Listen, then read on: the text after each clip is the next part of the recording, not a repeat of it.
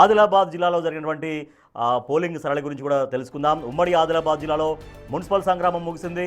ఇందూరు, మెతుకు సీమల బాటలోనే ఇటు అడవి బిడ్డల ఇలాకాలోనూ మున్సిపల్ పోలింగ్ హోరాహోరీగా సాగింది. ఉమ్మడి జిల్లా వ్యాప్తంగా ఉన్న 10 మున్సిపాలిటీలు, ఒక కార్పొరేషన్ పరిధిలో ఓటర్లు తమ తీర్పును బ్యాలెట్ బాక్సుల్లో నిక్షిప్తం చేశారు.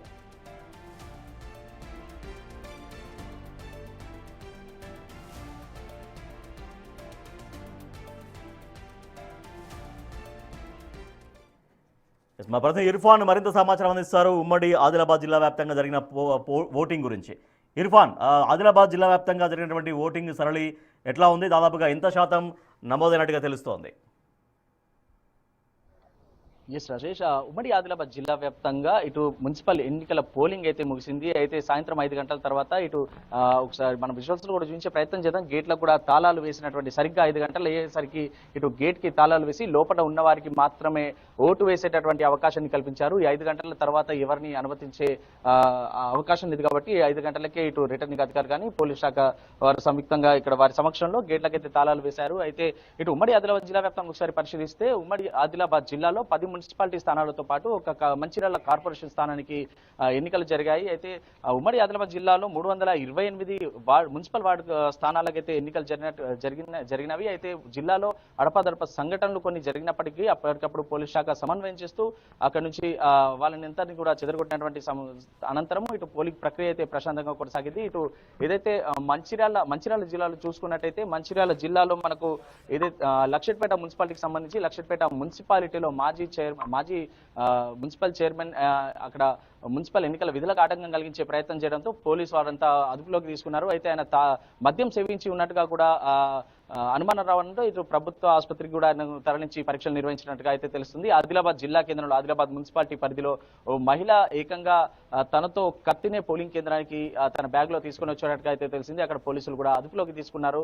ఆ మహిళను కూడా విచారిస్తున్నారు, వివరాలను కూడా రాబట్టే పనిలో ఉన్నారు. అయితే ఇటు నిర్మల్ భైన్సా మున్సిపాలిటీ పరిధిలో ఒక మైనర్ బాలుడు ఒక వేరే వ్యక్తికి చెందినటువంటి ఐడి కార్డుతో ఓటు వేసేందుకు ప్రయత్నించగా అక్కడ దొంగ ఓటు వేసే ప్రయత్నం చేయడంతో అక్కడ మైనర్ బాలుని కూడా అదుపులోకి తీసుకున్నటువంటి సందర్భం ఉంది. బెల్లంపల్లి ప్రాంతంలో కూడా బెల్లంపల్లి మున్సిపాలిటీలో కూడా చిన్న చిన్న సంఘటనలు అయితే చోటు చేసుకున్నాయి.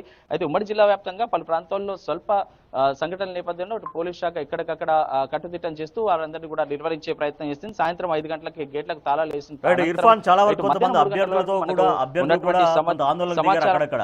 అభ్యర్థుల ఆందోళన కారణం ఏంటి? వాళ్ళపైన అంటే అభ్యర్థులపైన కావచ్చు, ఆందోళన చేసిన అభ్యర్థులపైన కావచ్చు, కొంత పోలీసులతో ఘర్షణ దిగినటువంటి నాయకుల పట్ల, కార్యకర్తల పట్ల ఏమైనా కేసులు నమోదయ్యాయా జిల్లా వ్యాప్తంగా? ఇటు ఏదైతే చెన్నూరు నియోజకవర్గంలో ఒక అభ్యర్థి అయితే స్వయంగా పోలింగ్ రోజునే డబ్బులు పంచుతున్నటువంటి వీడియో కూడా వైరల్ గా మారినటువంటి పరిస్థితి మనం గమనించాము. అయితే ఇటు ఖానాపూర్ నియోజకవర్గంలో ఏకంగా అభ్యర్థులు ఒక పార్టీ స్టిక్కర్ ని కండువాలను వేసుకుని ఆటోలో ఓటర్లను తరలిస్తున్నారనే సమాచారం మేరకు అక్కడ బీఆర్ఎస్ అభ్యర్థులు కూడా ఆందోళనకు దిగినట్టుగా అయితే తెలుస్తోంది.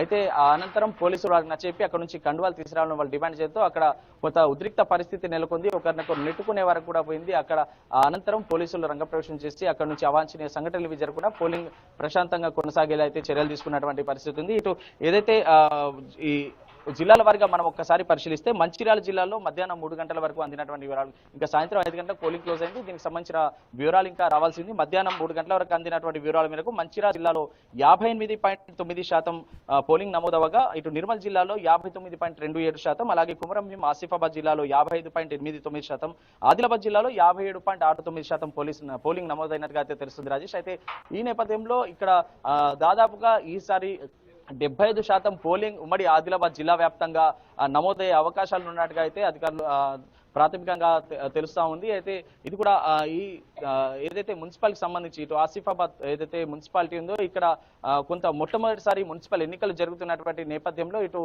ఎవరైతే అభ్యర్థులు ఉన్నారో వారికి సంబంధించి అలాగే రిటర్నింగ్ ఆఫీసర్ సంబంధించి కొన్ని అనుమానాలు తెలిసాయి. అయితే ఏదైతే సీలింగ్ సమయంలో అభ్యర్థులు ఉండాలా, వాళ్ళ ఏజెంట్లు ఉండాలా అనే ఒక సందిగ్ధ వాతావరణంలో అభ్యర్థులు అయితే కొంత ఆందోళన చెందినటువంటి తరుణంలో వాళ్ళకు క్లారిఫికేషన్ ఇచ్చే దిశగా అయితే అధికారులు ప్రయత్నాలు చేస్తున్నారు. మొత్తానికైతే ఉమ్మడి ఆదిలాబాద్ జిల్లా వ్యాప్తంగా అడపాదడపా సంఘటనలు మినహాయించి ఉమ్మడి జిల్లా వ్యాప్తంగా మున్సిపల్ ఎన్నికలకు సంబంధించి పోలింగ్ అయితే ప్రశాంతంగా ముగిసిందని చెప్పవచ్చు Rajesh. Right, thank you Irfan. అది ఉమ్మడి ఆదిలాబాద్ జిల్లాకు సంబంధించినటువంటి సమాచారం. సో రాష్ట్ర వ్యాప్తంగా కరెక్ట్గా 5 గంటలకు ఎన్నికల పోలింగ్ ప్రక్రియ ముగిసింది. కానీ లోపల అంటే గేట్ లోపలికి అప్పటికి ఎవరైతే వెళ్ళారో పోలింగ్ కేంద్రానికి వెళ్ళారో వాళ్ళందరికీ ఓటు హక్కు వినియోగించుకున్నటువంటి అవకాశం